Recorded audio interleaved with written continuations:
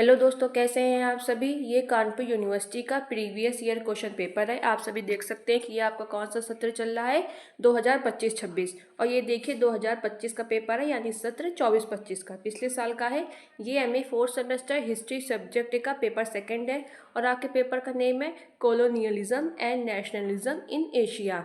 दोस्तों, इस पेपर से आपको बहुत बेनिफिट होगा क्योंकि प्रीवियस ईयर से बहुत सारे क्वेश्चन तो रिपीट कर जाते हैं, 10-15 क्वेश्चन तो मिल ही जाते हैं।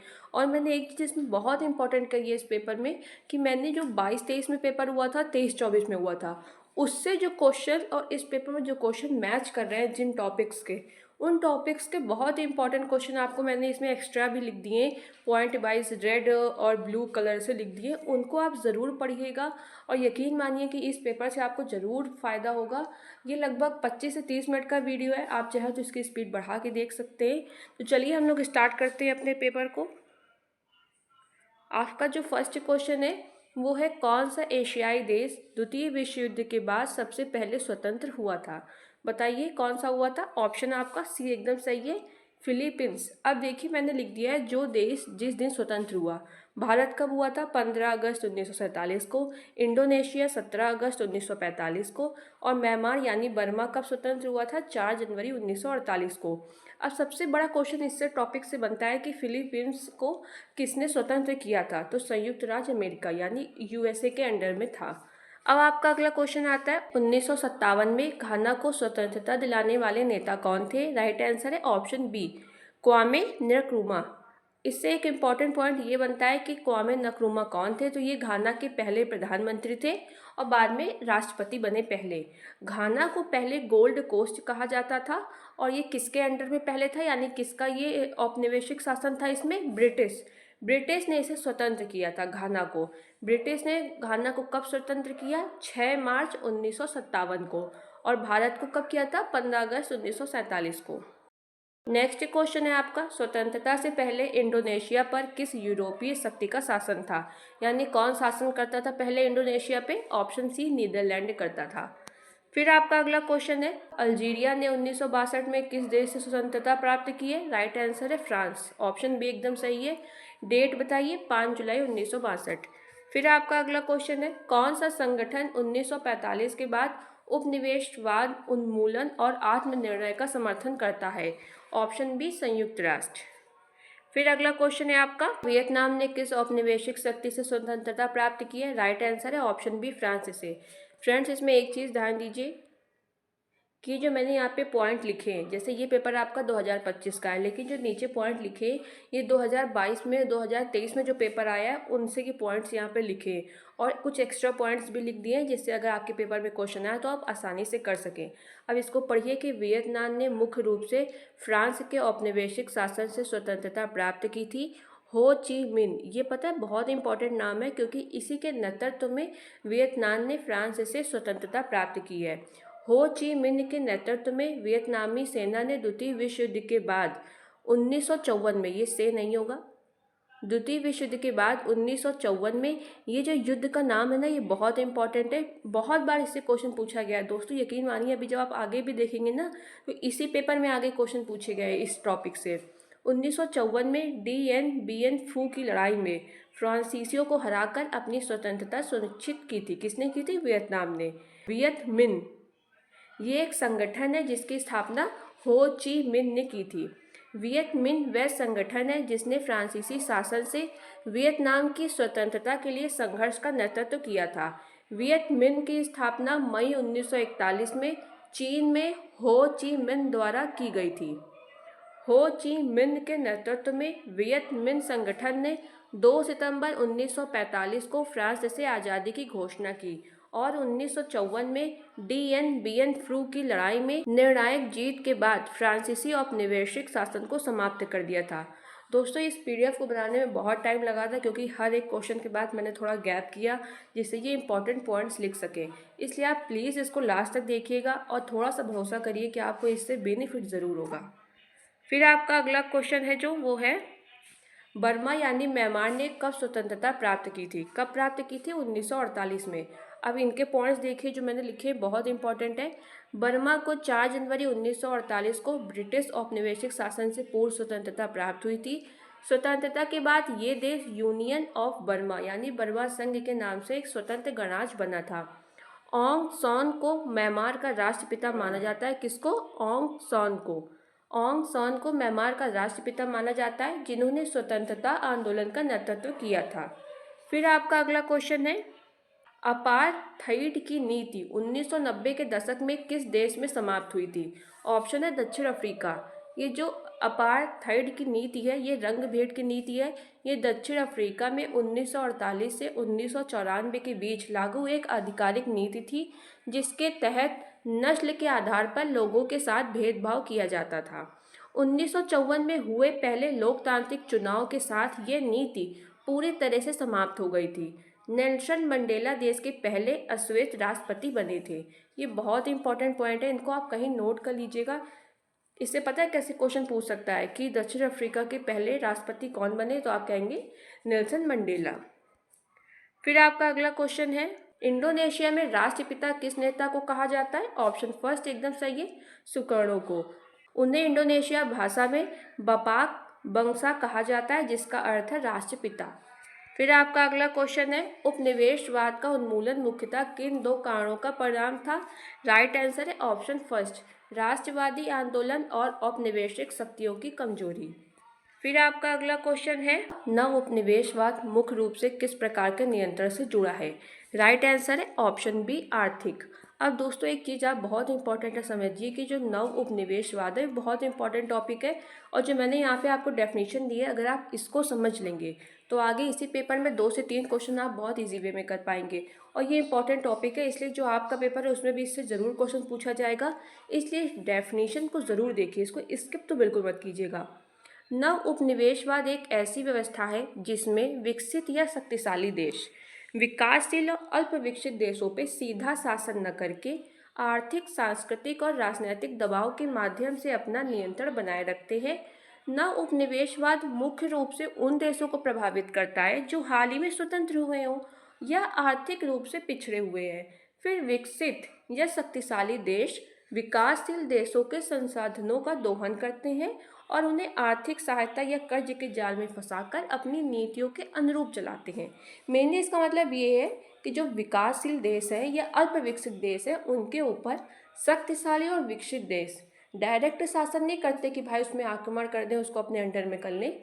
उनको जाल में फंसाते हैं। कैसे? उन्हें पैसा देंगे, उन्हें कर्ज के अपने कर्ज बहुत देते हैं, फिर उनको ऐसा करते हैं कि आप कर्ज नहीं चुका पा रहे, इसलिए उसके अंदर की पूरी नीतियों को अपने कंट्रोल में कर लेते हैं। यही नव उपनिवेशवाद की मेन धारणा है, यानी इसका जो मेन लक्ष्य है वो यही है। अब आप अपना अगला क्वेश्चन देखिए, नव उपनिवेशवाद शब्द किसने गढ़ा था? राइट आंसर है ऑप्शन फर्स्ट, क्वामे नक्रुमा। घाना के पहले राष्ट्रपति थे क्वामे नक्रुमा। 1960 के दशक में इन्होंने इस शब्द को लोकप्रिय बनाया था। इन्होंने अपनी प्रसिद्ध पुस्तक neo colonialism the last stage of imperialism में इस शब्द का विस्तार से वर्णन किया है। ये बहुत फेमस बुक है, इसको पेपर में ज़रूर पूछता है एग्जामिनर, इसलिए इसको ज़रूर देख लीजिएगा। फिर आपका नेक्स्ट क्वेश्चन है, नव उपनिवेशवाद अक्सर किन अंतर्राष्ट्रीय संस्थाओं से जुड़ा है? ऑप्शन फर्स्ट एकदम सही है, IMF और विश्व बैंक। IMF का फुल फॉर्म देख लीजिए, अंतर्राष्ट्रीय कोष मुद्रा, अंतर्राष्ट्रीय मुद्रा कोष। फिर आपका नेक्स्ट क्वेश्चन है, नव उपनिवेशवाद मुख्यतः किन देशों को प्रभावित करता है? राइट आंसर है विकासशील देश। मैंने अभी आपको ऊपर बताया था कि जो विकसित देश और शक्तिशाली देश है वो ये नीतियाँ अपनाते हैं नव उपनिवेशवाद की। अब आप देखिए इसका थोड़ा सा, ये प्रक्रिया मुख्य रूप से उन गरीब या विकासशील देशों को निशाना बनाती है जो अपनी बुनियादी ज़रूरतों और विकास के लिए विकसित देशों या विदेशी पूंजी पर निर्भर होते हैं। फिर नेक्स्ट क्वेश्चन है आपका, इस अफ्रीकी नेता ने neo colonialism the last stage of imperialism book लिखी है? बताइए किसने लिखी है? मैंने अभी आपको ऊपर बताया था, ऑप्शन बी एकदम सही है, क्वामे नक्रुमा ने। ये पुस्तक 1965 में प्रकाशित हुई थी, जिसमें उन्होंने विस्तार से बताया था कि कैसे विकसित देश अभी भी स्वतंत्र राष्ट्रों का शोषण कर रहे हैं।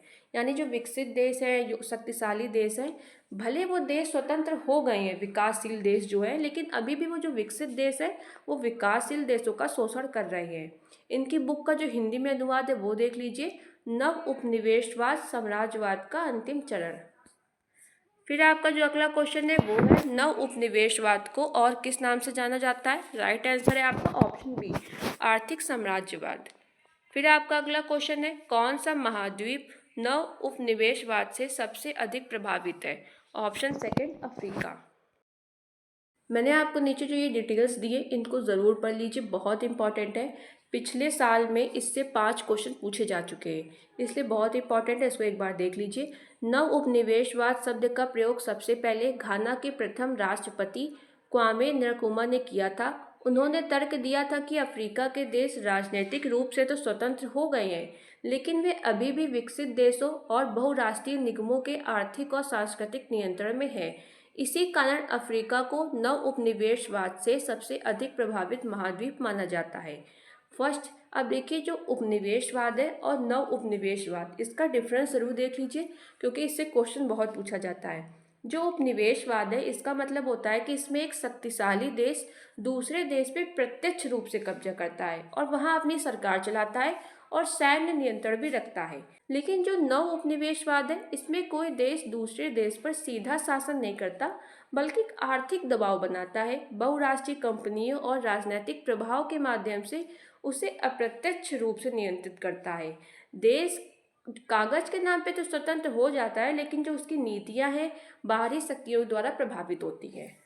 फिर आपका अगला क्वेश्चन है, हाँ अगला पॉइंट है, ये भी देख लीजिएगा, बहुत इंपॉर्टेंट है। घाना के प्रथम राष्ट्रपति कौन थे। क्वामे नक्रुमा। घाना के प्रथम राष्ट्रपति क्वामे नक्रुमा ने अपनी पुस्तक neo colonialism the last stage of imperialism में नव उपनिवेशवाद की आलोचना की है। बहुत इंपॉर्टेंट है ये, क्योंकि ये पूछा जाता है कि किसने नव उपनिवेशवाद की आलोचना की है, तो आप कहेंगे क्वामे नक्रुमा ने। फिर सेकेंड पॉइंट है, इसको देखिए आप, ऋण जाल कूटनीति एक ऐसी स्थिति को दर्शाता है जहां एक शक्तिशाली देश जैसे चीन विकासशील देशों को बड़ी बुनियादी ढांचा परियोजना के लिए भारी ऋण देता है। जब वे देश कर्ज चुकाने में असमर्थ हो जाता है तो ऋणदाता देश उसकी रणनीतिक संपत्तियों या राजनीतिक निर्णयों पर नियंत्रण हासिल कर लेता है। वही जो मैंने आपको ऊपर डेफिनेशन बताई थी ना नव उपनिवेशवाद की, वही यहाँ पे भी है। बस इसका इंपॉर्टेंट पॉइंट ये है कि पेपर में ऐसे पूछता है कि ऋण जाल जो कूटनीति है वो किस देश से संबंधित है, तो आप कहेंगे चाइना से। चाइना की एक ये बहुत फेमस परियोजना है, इसको देख लीजिए, बेल्ट एंड रोड इनिशिएटिव परियोजना। उसके बाद आपका अगला क्वेश्चन है नव उपनिवेशवाद से अलग है क्योंकि मैंने अभी आपको ऊपर थ्योरी में पढ़ाया है कि नव उपनिवेशवाद में अप्रत्यक्ष नियंत्रण होता है और उपनिवेशवाद में प्रत्यक्ष शासन होता है, इसलिए इसका राइट आंसर है ऑप्शन फर्स्ट, ये अप्रत्यक्ष नियंत्रण का प्रयोग करता है। कौन? नवनिवेशवाद। अगला क्वेश्चन है किस विचारक ने नव उपनिवेशवाद को छद्म साम्राज्यवाद कहा है। ऑप्शन बी, नक्रुमा ने। फिर आपका अगला क्वेश्चन है ऋण जाल कूटनीति किससे जुड़ी है। ऑप्शन बी, चाइना से। फिर आपका अगला क्वेश्चन है नव उपनिवेशवाद किसकी संप्रभुता को सीमित करता है। ऑप्शन बी, विकासशील देशों की संप्रभुता को ये सीमित करता है। फिर आपका अगला क्वेश्चन है कौन सा एशियाई देश अफ्रीका में नव उपनिवेशवादी प्रथाओं का आरोपी है। कौन है। Option C, China. फिर आपका अगला क्वेश्चन है किस अधिवेशन में पूर्ण स्वराज की घोषणा की गई थी, किसमें की गई थी। ऑप्शन फर्स्ट, लाहौर में। इस अधिवेशन में ही ये अधिवेशन कब हुआ था, सबसे पहले आप ये देखें 19 दिसंबर 1929 को। अध्यक्ष कौन थे इसके, यानी अध्यक्षता किसने की थी, पंडित जवाहरलाल नेहरू ने। और 26 जनवरी 1930 को पहला स्वतंत्रता दिवस मनाने की घोषणा भी की गई थी इसी अधिवेशन में। फिर आपका अगला क्वेश्चन है, पता है इससे क्वेश्चन कैसे पूछते हैं कि कब पहला स्वतंत्रता दिवस मनाने की घोषणा की गई थी, तो आपको पता होना चाहिए 26 जनवरी 1930 को। अब आपका नेक्स्ट क्वेश्चन है भारतीय राष्ट्रीय कांग्रेस का लाहौर अधिवेशन 1929 किसने अध्यक्षता की थी। राइट आंसर है ऑप्शन बी, पंडित जवाहरलाल नेहरू ने। इसी अधिवेशन में कांग्रेस ने पूर्ण स्वराज का प्रस्ताव भी पारित किया था और पूर्ण स्वराज की घोषणा भी करी थी। 31 दिसंबर 1929 की मध्यरात्रि को रावी नदी के तट पर नेहरू जी ने पहली बार तिरंगा झंडा फहराया था। फिर आपका अगला क्वेश्चन है किस आंदोलन के दौरान नमक सत्याग्रह किया गया था। राइट आंसर है ऑप्शन सी, सविनय अवज्ञा आंदोलन। फिर आपका अगला क्वेश्चन है भारत का संविधान कब लागू हुआ। ऑप्शन सेकंड आपका एकदम सही है बी, 26 जनवरी 1950 को। लेकिन इसी से एक क्वेश्चन ये पूछा जाता है कि भारत का संविधान संविधान सभा द्वारा कब अपनाया गया, तो उसका राइट आंसर है 26 नवंबर 1949 को। नेक्स्ट क्वेश्चन है आपका, भारतीय राष्ट्रीय कांग्रेस का पहला अधिवेशन कहाँ हुआ था? ऑप्शन बी बॉम्बे में यानी बम्बई में। स्थान पूछा जाता है बहुत इसका, तो स्थान का नाम था गोकुलदास तेजपाल संस्कृत कॉलेज। कब हुआ था? 28 से 31 दिसंबर 1885 में। अध्यक्ष कौन थे? वे उमेश चंद्र बनर्जी। फिर आपका अगला क्वेश्चन है, दिल्ली चलो का नारा किसने दिया था? ऑप्शन सी सुभाष चंद्र बोस ने। फिर नेक्स्ट क्वेश्चन आपका, आजाद हिंद फौज का गठन किसने किया था? राइट आंसर है रास बिहारी बोस ने। अब इसके फैक्ट पढ़ लीजिए। आजाद हिंद फौज का विचार सबसे पहले किसके मन में आया? मोहन सिंह के मन में आया था। लेकिन इसका औपचारिक स्थापना और गठन 1942 में रास बिहारी बोस ने की थी। बाद में 1943 में इसका नेतृत्व जो है वो सुभाष चंद्र बोस ने किया था। देखिए इंपॉर्टेंट क्वेश्चन है, क्योंकि जनरली बच्चा क्या करता है कि आज़ाद हिंद फौज का गठन किसने किया, वो सुभाष चंद्र बोस का नाम टिक कराएगा, लेकिन वो गलत होगा। राइट आंसर ऑप्शन बी है रास बिहारी बोस। फिर आपका अगला क्वेश्चन है, सुभाष चंद्र बोस ने किस संगठन की स्थापना की थी? ऑप्शन बी फॉरवर्ड ब्लॉक की। भारतीय राष्ट्रीय कांग्रेस से अलग होने के बाद सुभाष चंद्र बोस ने 1939 में ऑल इंडिया फॉरवर्ड ब्लॉक नामक एक नए राजनीतिक दल की स्थापना की थी। इससे पिछले साल क्वेश्चन ये पूछा गया था कि सुभाष चंद्र बोस ने फॉरवर्ड ब्लॉक की स्थापना कब की थी, तो आपको पता होना चाहिए 1939 में। फिर आपका अगला क्वेश्चन है, जनगण मन किसने लिखा है? ऑप्शन बी एकदम सही है, रविन्द्रनाथ टैगोर ने। दोस्तों ये जो जनगण मन है, इससे इंपॉर्टेंट कुछ ही पॉइंट मैं यहाँ पे आपको दे रही हूँ, इसको ज़रूर देख लीजिएगा, चाहे इसका स्क्रीनशॉट कर लीजिए, ठीक है, बहुत इंपॉर्टेंट है ये। फिर आपका अगला क्वेश्चन है, भारत के अंतिम वायसराय कौन थे? राइट आंसर है ऑप्शन डी लॉर्ड माउंटबेटन। दोस्तों इससे ये 3 क्वेश्चन पूछे जा चुके, मैंने तीनों यहाँ पे आपको दे दिए हैं। इसका स्क्रीनशॉट लेके इसको ज़रूर देख लीजिएगा, इन सबको ना याद कर लीजिए, आप एक काम करिए, क्योंकि बहुत इंपॉर्टेंट है ये। फिर अगला क्वेश्चन है आपका, अखिल भारतीय मुस्लिम लीग की स्थापना कब हुई थी? राइट आंसर है ऑप्शन बी 1906 में। दोस्तों एक चीज़ जरूर देखिएगा कि इस क्वेश्चन से बहुत सारे क्वेश्चंस पूछे जाते हैं इस टॉपिक से, वो सभी मैंने यहाँ पे आपको दे दिए। अभी तक जितने भी इंपॉर्टेंट क्वेश्चन पूछे गए हैं या आपके पेपर में पूछे जा सकते हैं वो सब मैंने यहाँ दिए, इसलिए प्लीज़ इसका स्क्रीनशॉट ज़रूर कर लीजिएगा और इसको 1-2 बार ज़रूर देख लीजिएगा। चलिए देखते हैं इसको। इसके संस्थापक कौन थे? नवाब ख्वाजा सलीमुल्ला। बहुत इंपॉर्टेंट है, जरूर पूछा जाता है इसको क्वेश्चन को। नेक्स्ट है आपका, इसके प्रमुख नेता जरूर देख लीजिए। इससे ऐसे पूछते हैं कि मुस्लिम लीग के निम्न में से कौन से नेता संबंधित है, तो आपको इन चारों का नाम पता होना चाहिए, जरूर पूछा जाता है। एक क्वेश्चन पूछता है कि मुस्लिम लीग के प्रथम अध्यक्ष कौन है, तो आगा खान तृतीय। इन्हीं का दूसरा नाम है सर सुल्तान मोहम्मद शाह। फिर इससे पूछते हैं कि मुस्लिम लीग की स्थापना कब हुई थी, तो आपको पता होना चाहिए 30 दिसंबर 1906। कभी कभी डेट भी पूछ लेता है। कहाँ हुई थी? ढाका में, जो अब बांग्लादेश है। मोहम्मद अली जिन्ना 1913 में मुस्लिम लीग में शामिल हुए थे, बाद में इसके प्रमुख नेता बन गए। मुस्लिम लीग के अध्यक्ष कब बने थे? ये 1934 में। इसका लाहौर अधिवेशन बहुत इंपॉर्टेंट है मुस्लिम लीग का। मुस्लिम लीग के जो लाहौर अधिवेशन है वो 23 मार्च 1940 को हुआ था। इसी में ऐतिहासिक जो पाकिस्तान प्रस्ताव है वो पारित किया गया था। एक क्वेश्चन इसका ये पूछा गया है कि अखिल भारतीय मुस्लिम लीग ने अपने किस अधिवेशन में सविनय अवज्ञा आंदोलन का खुल के विरोध किया था, तो इलाहाबाद अधिवेशन में इन्होंने विरोध किया था। फिर आपका अगला क्वेश्चन है, अगला टॉपिक है, इसको भी देख लीजिए। मतलब आप ये समझिए कि मैंने जितनी मेहनत इसमें करी है इस पॉइंट को लिखने में, आप ये समझिए कि मैंने तभी लिखा है जब ये बहुत बार पूछे गए हैं और आपके पेपर में पूछे जा सकते हैं। वरना मुझे क्या था, मुझे तो इजी वे पड़ रहा था ना कि पेपर बस आपका टिक टिक टिक सॉल्व करा दो। इसको कितनी दिक्कत हुई है पता है आपको, PDF में पहले एक्स्ट्रा स्पेस बनाना पड़ा है। चलिए इस टॉपिक को पढ़ते हैं। हिंदुस्तान सोशलिस्ट रिपब्लिकन एसोसिएशन का आधिकारिक नारा पता है क्या है? बताइए। इंकलाब जिंदाबाद। बहुत इंपॉर्टेंट है। 1929 में केंद्रीय विधान परिषद में बम फेंकते समय भगत सिंह BK दत्त द्वारा इंकलाब जिंदाबाद का नारा लगाया गया था। इससे क्वेश्चन ये पूछा जाता है कि हिंदुस्तान सोशलिस्ट रिपब्लिकन एसोसिएशन का आधिकारिक नारा क्या है, तो आपको पता होना चाहिए इंकलाब जिंदाबाद। एक पॉइंट आप ये देखिए, जलियांवाला बाग हत्याकांड 13 अप्रैल 1929 को अमृतसर में हुआ था। उस समय लॉर्ड चैम्सफोर्ड भारत के वायसराय और गवर्नर जनरल थे। उन्हीं के कार्यकाल के दौरान रॉलेट एक्ट पारित हुआ था, जिसके विरोध में जलियांवाला बाग में सभा आयोजित की गई थी और वहीं पे ये हत्याकांड हुआ था। अब देखिए इसका क्वेश्चन देखिए, इंकलाब जिंदाबाद का नारा किसने दिया? तो आप भगत सिंह टिक नहीं करेंगे, क्योंकि इसका जो नारा सबसे पहले था वो मौलाना हसरत मोहानी ने दिया था। ये भी क्वेश्चन पूछा जाता है कि इंकलाब जिंदाबाद के जनक कौन है, तो आप कहेंगे मौलाना हसरत मोहानी। कब दिया? 1921 में। इस नारे को लोकप्रिय किसने बनाया था? वो भगत सिंह ने बनाया था। एक चीज और ध्यान दीजिए कि अगर आपके पेपर में मौलाना हसरत मोहानी ऑप्शन में न दे, तब आप भगत सिंह टिक करके आएंगे। फिर आपका अगला क्वेश्चन है, जलियांवाला बाग हत्याकांड किसके शासनकाल में हुआ था? तो ऑप्शन बी एकदम सही है, लॉर्ड चैम्सफोर्ड। इन्हीं के शासनकाल में आपका रॉलेट एक्ट भी पारित हुआ था। ये देखिए नेक्स्ट क्वेश्चन आपका। सबसे पहले ये पॉइंट देखिए, क्योंकि ये बहुत इंपॉर्टेंट है दोस्तों, बार बार मैं कह रही हूँ, इसको स्किप मत कीजिएगा।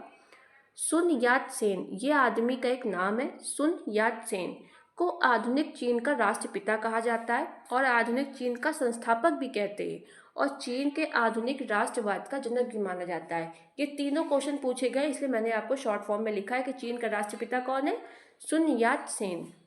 इन्होंने 3 सिद्धांत दिए जो बहुत इंपॉर्टेंट है, पेपर में पूछे जाते हैं। पहला राष्ट्रवाद, दूसरा लोकतंत्र और तीसरा आजीविका। इन्होंने 1911 की क्रांति का नेतृत्व किया था, जिसने छिंग किंग चिंग, देखिए ये हिंदी में 3 शब्द हैं, लेकिन इंग्लिश इसका सिरल है। इंग्लिश में सिर्फ आपको क्या लिखा आएगा? QING। ये राजवंश है एक, लेकिन इस राजवंश को किसी पेपर में किंग लिख के आ जाता है, किसी में छिंग, किसी में चिंग, इसलिए मैंने तीनों नाम यहाँ दे दिए हैं। इसी को माचू वंश भी कहा जाता है। शासन को समाप्त कर चीन में गणराज्य की स्थापना की थी। देखिए इसको मैं फिर से बता देती हूँ कि इन्होंने 1911 में क्रांति की थी। किसने की थी? सुन यात सेन ने। और किस राजवंश की समाप्ति की थी इन्होंने?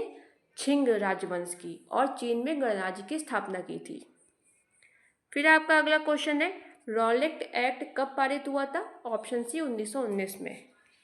फिर अगला क्वेश्चन आपका, चीन के आधुनिक राष्ट्रवाद के जनक किसे माना जाता है? अभी मैंने आपको ऊपर बताया है, ऑप्शन बी सुन यात सेन। फिर अगला क्वेश्चन है, 1911 की क्रांति ने चीन में किस शासन को समाप्त किया था? अभी ऊपर मैंने आपको बताया, ऑप्शन फर्स्ट छिंग वंश को। फिर आपका अगला क्वेश्चन है आपका, 1912 में चीन गणराज्य के पहले अस्थायी राष्ट्रपति कौन बने थे? राइट आंसर है ऑप्शन बी सुन यात सेन। 1912 में चीन गणराज्य की स्थापना हुई थी। ये क्वेश्चन बहुत पूछा जाता है कि चीन में गणराज्य की स्थापना कब हुई? आप कहेंगे 1912 में। फिर आपका अगला क्वेश्चन है, किस राजनीतिक दल की स्थापना सुन यात सेन ने की थी? राइट आंसर ऑप्शन बी है कुओमिंतांग। सुन यात सेन ने 1912 में कुओमिंतांग या चीनी राष्ट्रवादी पार्टी की स्थापना की थी। फिर आपका अगला क्वेश्चन है, राष्ट्रवादी संघर्ष के दौरान चीनी कम्युनिस्ट पार्टी का नेता कौन था? राइट आंसर है ऑप्शन फर्स्ट माओ जे दोंग। चीनी कम्युनिस्ट पार्टी के एक प्रमुख नेता और चीन के पहले प्रधानमंत्री कौन थे? ऑप्शन डी में जो नाम लिखा है ये आपके चीन के पहले प्रधानमंत्री थे, लेकिन इस क्वेश्चन का राइट आंसर ऑप्शन फर्स्ट है। फिर आपका अगला क्वेश्चन है, लॉन्ग मार्च, बहुत इंपॉर्टेंट है, इसका नेतृत्व किसने किया था? तो जो ऊपर मैंने आपको आंसर बताया वही इसका भी आंसर है, माओ जे दोंग। हिंदी में ये माओ से तुंग भी लिख के आ जाता है, इसलिए मैंने आपको दोनों लिख दिए। लॉन्ग मार्च जो है ये चीनी कम्युनिस्ट पार्टी की लाल सेना द्वारा की गई थी। फिर आपका अगला क्वेश्चन है, 1931 में मंचूरिया पर किस देश ने आक्रमण किया था? Right answer option B Japan ने 1931 में किया था। फिर आपका अगला क्वेश्चन है, बॉक्सर विद्रोह किसके खिलाफ था? राइट आंसर ऑप्शन फर्स्ट विदेशी शक्ति और मिशनरियों के खिलाफ। फिर आपका अगला क्वेश्चन है, सुन यात सेन का प्रसिद्ध नारा कौन सा है? राइट आंसर है लोकतंत्र, राष्ट्रवाद, जनता की आजीविका। अभी मैंने आपको ऊपर जो इनके 3 सिद्धांत बताए हैं ना, वही इनके नारा भी है। ये देखिए मैंने यहाँ पे लिख दिया है इनके 3 सिद्धांत, लोकतंत्र, राष्ट्रवाद, जनता की आजीविका।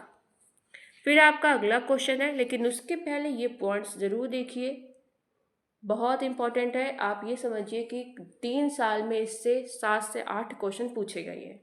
देखिए इसको, मेइजी पुनर्स्थापन की घटना ने जापान में सैन्य तानाशाही को समाप्त कर 1868 में सम्राट की शक्ति और शासन को पुनः स्थापित किया और आधुनिक जापान की नींव रखी, या जापान के आधुनिकीकरण का मार्ग प्रशस्त किया।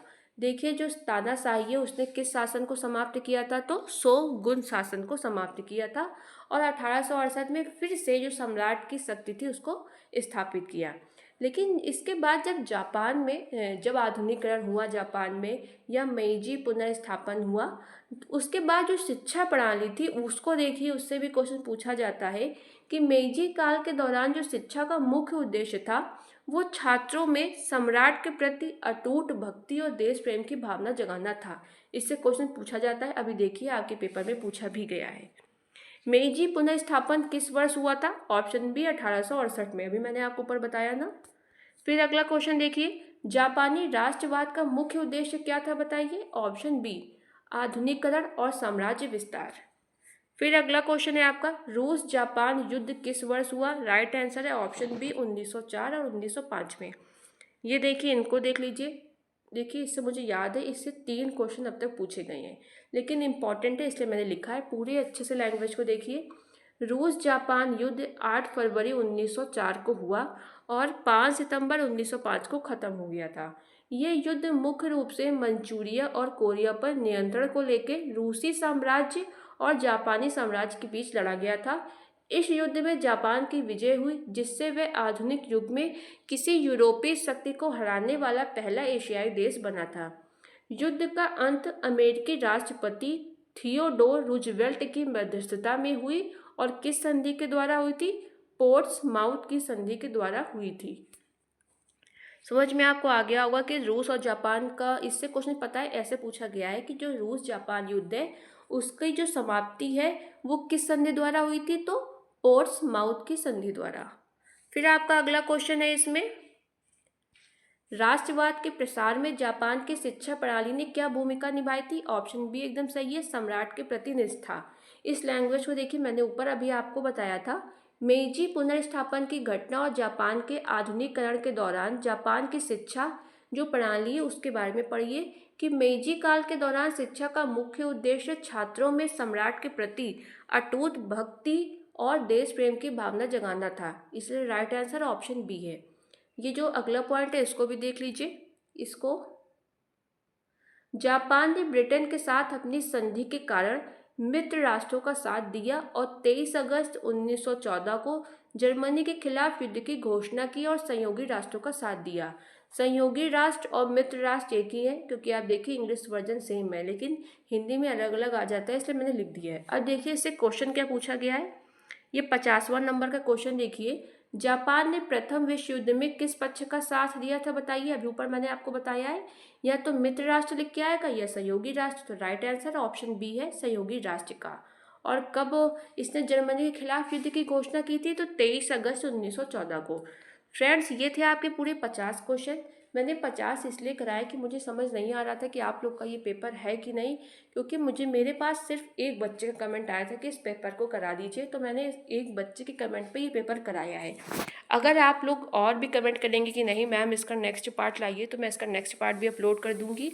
एंड एक चीज़ और बता दूं कि मेरे पास आप लोग के कमेंट आ रहे थे कि ma'am historical application in tourism का पेपर सॉल्व करा दीजिए, तो उसका पेपर मुझे मिल नहीं रहा है, इसलिए मैंने उसको सॉल्व नहीं कराया है। अगर मुझे कल तक मिल जाता है तो मैं रात तक उसका वीडियो ज़रूर अपलोड कर दूंगी, एंड नहीं मिलता है तो फिर मैं कहाँ से कर पाऊँगी। इसके अलावा भी आपके पास कोई क्वेरी हो मुझे कमेंट ज़रूर करिएगा। एंड वीडियो देखने के लिए धन्यवाद।